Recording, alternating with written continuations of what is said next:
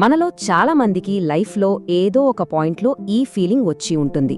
అదేంటంటే జీవితం మనల్ని నలువైపుల నుంచి నలిపేస్తున్నట్లు, ఊపిరాడనంత ఒంటరితనం చుట్టూ ముట్టేసినట్లు అనిపించడం. అలాంటి చీకటి క్షణాల గురించి ఇప్పుడు కొంచెం మాట్లాడుకుందాం. ఇది ఏదో ఒక్కరోజు కథ కాదు. కొన్నిసార్లు ఈ భారం నెలల తరబడి, సంవత్సరాల తరబడి మన భుజాల మీద ఉంటుంది.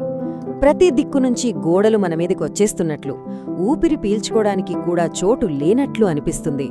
ఈ అనుభవం చాలామందికి ఎదురయ్యేదే. ఈ ఒంటరితనంలో ఒక విచిత్రమైన విషయమేంటంటే, మన చుట్టూ వందల మంది ఉండొచ్చు, కానీ మనసు విప్పి మాట్లాడుకోవడానికి ఒక్కరూ కూడా కనిపించరు. దూరాన ఏదో వెలుగు కనిపిస్తున్నట్టే ఉంటుంది, కానీ అది మనల్ని చేరలేని అగాధంలాగా అనిపిస్తుంది.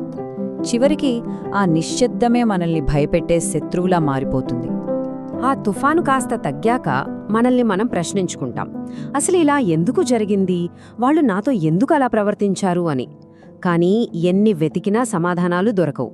ఆ ప్రశ్నల స్థానంలో చివరికి మిగిలేది ఒకటే, మాయని గాయాలు. సరే, మరి గాయాలెలా అవుతాయి? కొన్నిసార్లు నొప్పికి కారణం దెబ్బ తగలడం కాదు, కంటికి కనిపించకుండా మనసును కోసే ఆయుధాలు కూడా ఉంటాయి. వాటి గురించే ఇప్పుడు చూద్దాం. నిజానికి ఒక మనిషిని మానసికంగా నాశనం చేయాలంటే కత్తులు, తుపాకులు లాంటివి ఏమీ అవసరం లేదు. మాటల ముళ్ళు, చూపుల చురకత్తులు చాలు. భావోద్వేగాలను టార్గెట్ చేసే దాడి అంతకన్నా చాలా శక్తివంతమైనది.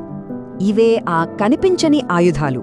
పదునైన మాటలు, చిన్నచూపు చూడటం, అందరి ముందు అవమానించటం, లేదా అసలు మనం ఉన్నామనే పట్టించుకోకుండా వదిలేయడం. ఇవి విడివిడిగా చూస్తే చాలా చిన్నవిగా అనిపించొచ్చు, కానీ రోజూ ఇదే రిపీట్ అయితే అవి ఒక వ్యక్తి ఆత్మగౌరవాన్ని నెమ్మదిగా విషంలా చంపేస్తాయి.